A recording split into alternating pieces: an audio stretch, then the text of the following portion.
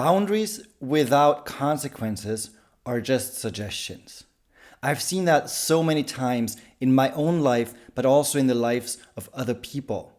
That when they are not setting boundaries and making the consequences clear, that people just keep crossing the boundaries. And in this video, I want to share with you 3 things that you can do and start implementing today to change that. Hi, my name is Martin, and I made it my purpose and my mission to share with you here unapologetically, authentically, without holding back, my own experiences, my own learnings that I've gained throughout life, with the hope that I inspire you to live a self-led life with purpose and a lot of meaning. And when it comes to boundaries, that is like one of the basic needs. It's the basement kind of a life that you are in charge of, that you built on. Because everything that you built in life, there must be a strong foundation of boundaries. But why? Very simple. If you do not have boundaries, then other people can just do whatever they want. They can take whatever you want. They can take your time, your love, the energy.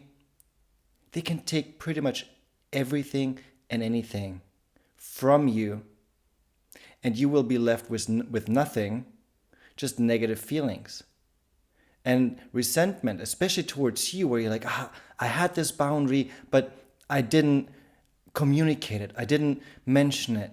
Or I let them cross this boundary and I didn't say anything. I didn't stand up for myself. Then you're beating yourself up. Recognize that behavior? Share in the comments if it's difficult for you to set boundaries. I would love to hear from you. I've seen that especially when it comes to romantic relationships. I saw red flags so often, but I let people cross that boundary and I didn't say anything. I didn't stand up for myself. And in the end, I got hurt. I always made excuses for the behavior of others. But it was very, very difficult for me to set boundaries because I was so afraid that if I set boundaries, then I will push people away from me. I will push them out of my life. And that fear stopped me from being authentic, being within my own frame, within my own worth. One of the biggest consequences of not setting boundaries and enforcing them is self-abandonment. You're not standing up for what you need, for what you know you deserve. And that will always have a negative impact on yourself. So what can you do? It's very, very simple. The first step is that you have to be very, very, very clear on what it is that you want. What is it that you want? If we take relationships, for example,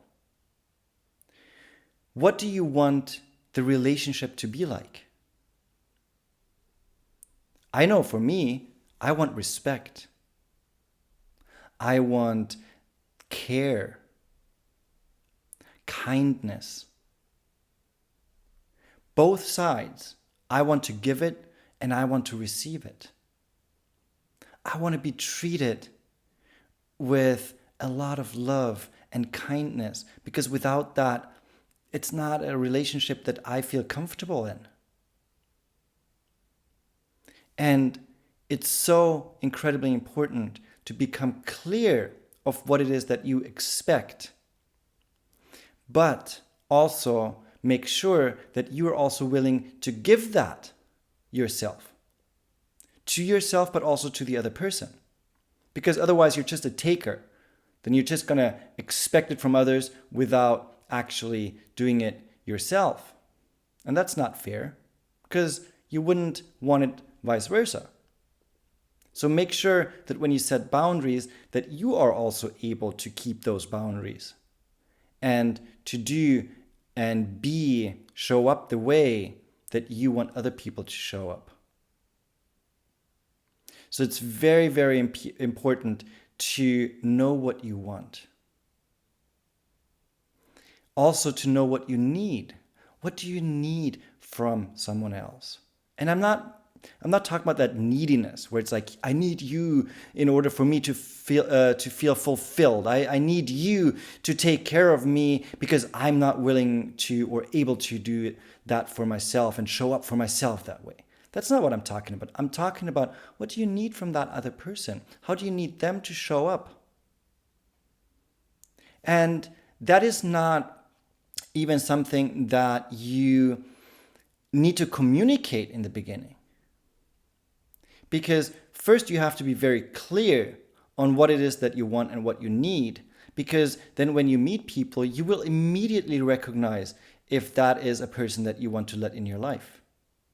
Otherwise, it becomes like a demand. Like, you need to show up this way, otherwise I will not have you in my life. That's not what setting boundaries means. What it means is that you are clear for yourself what your boundaries are. And then, of course, communicate it with another person once you get to know them, but not as a demand that they have to be that way, but that this is something that's important to you. And if they show up that way, fantastic. If not, then you will not be able to continue this relationship or continue getting to know them. It's not a way of changing other people, but it's a way of standing up for yourself and then attracting the people who are naturally behaving this way toward you. The second thing that is incredibly important is the communication. And that is especially important once you already know someone, or if you've known someone for a while. Because what I shared in the first step is basically for new people. People that you don't really know that well yet, or the people that you will meet in the future. But there are people in your life right now who might make you feel uncomfortable, where you feel like you're not safe, or where you feel like they're constantly crossing boundaries. So step 2 is for those kind of people that you know a lot better, but you feel like you need to start setting boundaries. And that is done by also step 1, where you become clear of what are my boundaries? What do I need? What do I kind of want in that relationship? And then you have to get into a conversation with those people. You have to communicate it with them. Not in a way where it's like blaming them, like, oh, this is what you did and what I want from you is something else. No, that's not going to work. What does work is that you are vulnerable, that you share how you are feeling, but without pointing the finger on the other person. So what could that look like? It could look like, listen, I've recognized over the past few weeks that whenever we have a conversation or whenever we meet, afterwards I kind of feel uneasy. I feel like there's something that triggered me in a way. And I'm not saying this is you that did it, but this is just what's come up for me. Are you willing to get into a conversation with me and figure out what that is so that we can maybe adjust it together? Because that is co-creation, that is coexistence. So when you show up that way, you can, like, you're not blaming another person. You're not telling them they have to do something, they have to change, but you're saying, like, we're in this together. Let's figure it out together. And then, of course, ask them how they see it, how they feel it, because then you get their perspective. Maybe they're not even aware of it. Maybe they're like, oh, thank you for telling me, because I was not aware that I had that effect on you, that I showed up this way. But thank you for mentioning it. I will make sure that in the future I'm going to pay attention to it and not going to behave that way anymore. They could also go ballistic. Of course, they could. And they're like, oh, what are you talking about? You're so sensitive. But then you shared it. then you were vulnerable. You stood up for yourself. And that is one of the most important things that you can do. Stand up for yourself and speak your truth. But again, without blame, without pointing the finger, because that is only going to create resistance, it's going to create conflict, and it will get you nowhere. Now, let's go to the third one. The third thing that you can do, and that is what I mentioned in the beginning. You have to start having consequences. Like, if you follow through with step 1 and 2, you're communicating your boundaries, you're telling them how you feel, what's going on with you, and then they do it again, and then nothing happens, and then you might mention it and be like, oh, you did it again. It happened again. I felt this way again.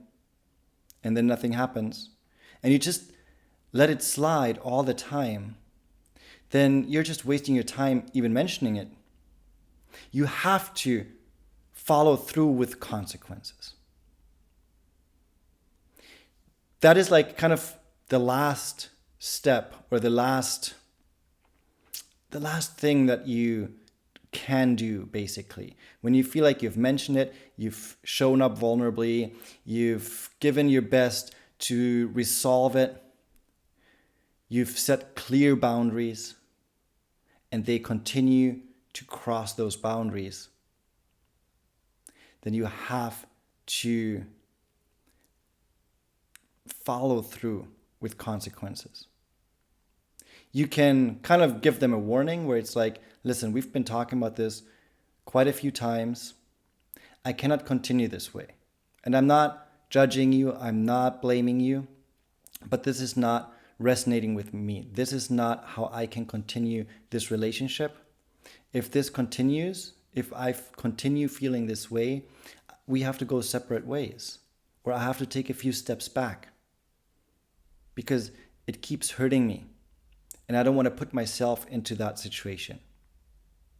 I've done that recently with someone that I hold so dear in my heart. I shared this story a few times, but not this part of it.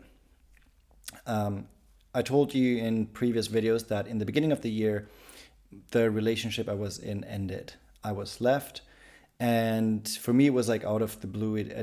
I didn't expect it, and it was just like so painful. I went like through a downward spiral, like in negativity. I was like lost. I was completely and utterly lost and shattered. And then a few weeks later, we started talking again. Like we texted and we started talking again. And then I felt like he was not as well, our intentions weren't the same. And like I had to wait for a few days for a reply. The replies were very short. In between it was very sweet. Then it was hot and cold, basically. And for me, I was like, this is not what I want. I still have feelings for this person, and I want something completely different. And I communicated that, and I said it. I was like, listen, I'm not blaming you, but it seems like we are on different levels.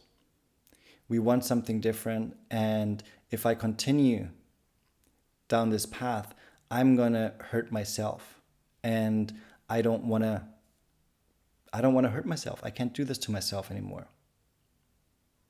I need to take a few steps back,